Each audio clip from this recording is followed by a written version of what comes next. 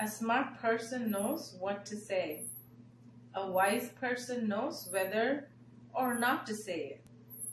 Right, so we think that we are smart, and sometimes we say things that appear or sound smart, but there are times when the wiser choice is to just not say it. So that's what I've seen in my experiences. That is what is called wisdom. Just not saying anything. Talking or giving or whatever, the answers, replies,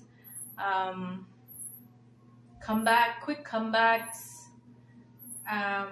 It may appear or make you look smart, but the wiser choice has always been to not say anything in many situations. Actually, in almost all situations that I've experienced in my life.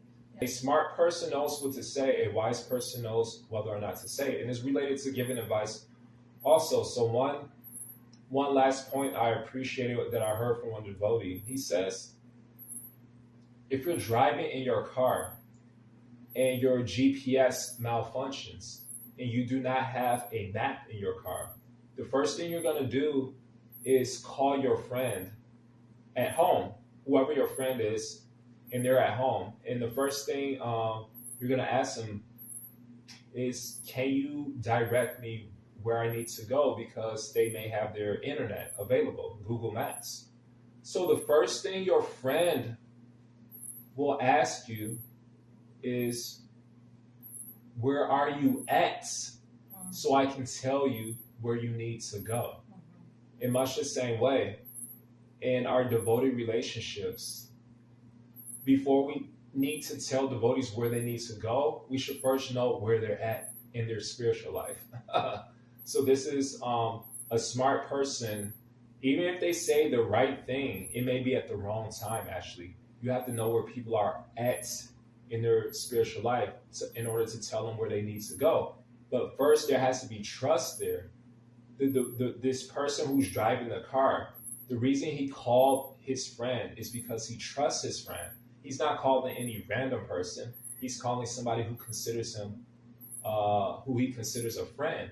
So we see in the Gita, Arjuna, since he considered Krishna his friend, after Arjuna was completely lost in his decision making, then finally he says, Krishna, my GPS is malfunctioned. My map, I have no map. I'm completely lost. I consider you my friend. Tell me where I need to go because I trust that you know where I'm at in my spiritual life. And so Arjuna mentions this in chapter 2, verse 7 of the Gita. He says, Krishna, please instruct me. Tell me where I need to go. And there's many relationships like this in the Bhagavad-Gita, in the Chaitanya Charitamrita, where it's the person, the student, they are the ones who ask their Shiksha Guru or Diksha Guru, please tell me where I need to go because I trust that you know where I'm at in my spiritual life. So in final, the conclusion is that a smart person knows what to say, a wise person knows whether or not to say it.